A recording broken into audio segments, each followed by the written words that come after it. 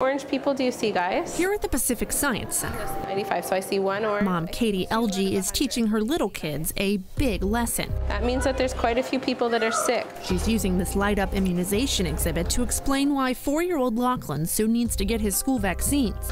And the truth is, whether or not he gets a shot can really affect his classmates.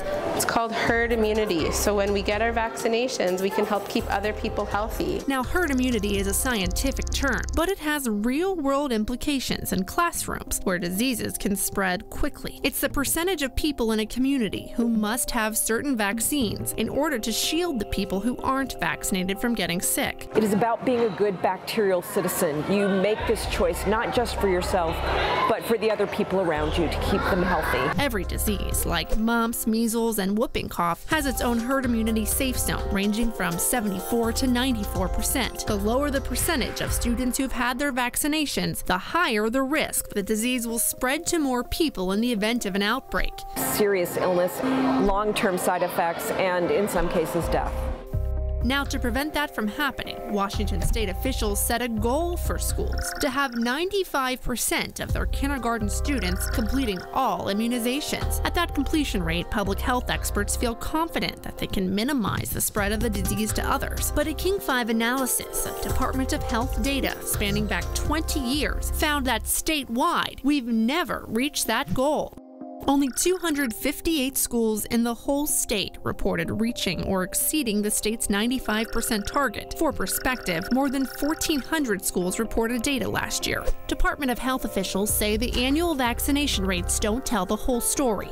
They said the numbers only reflect a moment in time and don't account for the kids who are late in turning in paperwork. Some students might get their shots later in the school year, for example, weeks or months after the deadline. Still, the goals are set for a reason: to protect kids and adults who can't get immunized because of allergies or weakened immune systems, and even people who've had their shots. So now for the big question: do Washington students face an increased risk of getting sick during a school outbreak?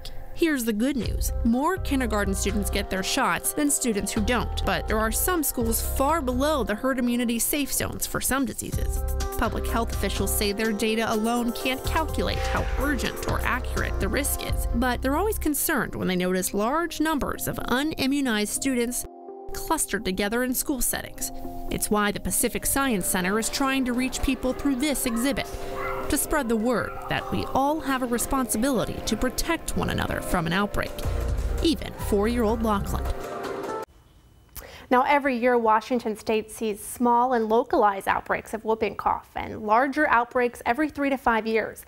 The state also has had hundreds of cases of mumps just last year. Wow. So, Taylor, a lot of people wondering, why aren't some students getting vaccinated? Well, there is a large chunk of kids who are just out of compliance, meaning they didn't turn in their paperwork required. But then another 5% about, they have exemptions, which there's 3 different types. It excuses them from getting all or some vaccines.